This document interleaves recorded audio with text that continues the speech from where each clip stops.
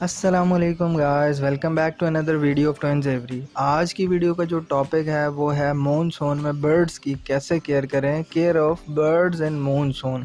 اب مونسون میں ایسا کیا ہوتا ہے، کیا ریزن ہے جو ہمیں برڈز کی زیادہ کیئر کرنی چاہیے، تو اس کی کچھ ریزنز بتا رہا ہوں۔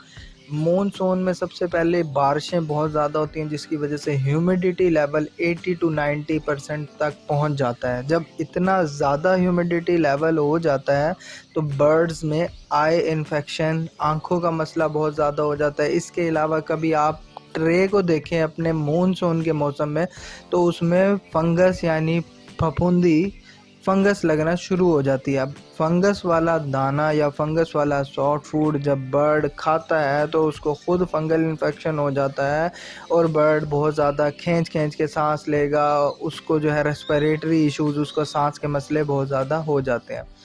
اس کے علاوہ جب آپ یہ مونسون کا موسم ہوتا ہے تو پھر کیجز پہ رسٹ بہت زیادہ لگ جاتی ہے، زنگ لگ جاتا ہے، اور برڈ جب وہ زنگ والا جو تار ہوتی ہے اس کو بار بار کھرچتا ہے، اس کو کھاتا ہے، تو وہ انفیکشن، اس کو انٹسٹائنل پرابلمز، معدے کے مسئلے اور آنتوں کے مسئلے بہت زیادہ شروع ہو جاتے ہیں، جس کی وجہ سے برڈ سوکڑے میں جا کے ایکسپائر ہو جاتا ہے۔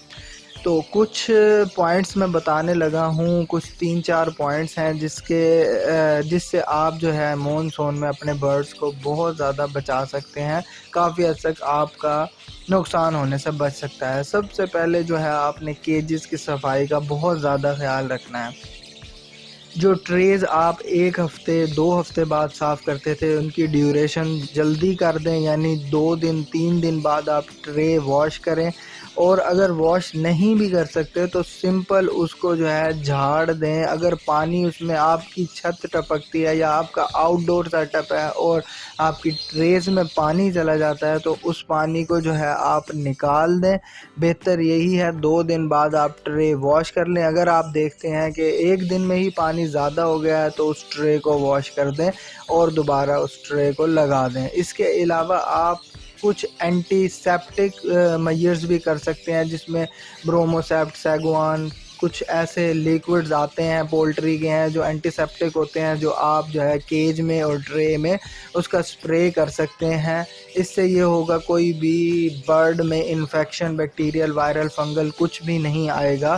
اچھا، سب سے پہلے کیج کی صفائی ہو گئی۔ اس کے بعد دوسرے نمبر پہ میں رکھتا ہوں سیڈ مکس کو۔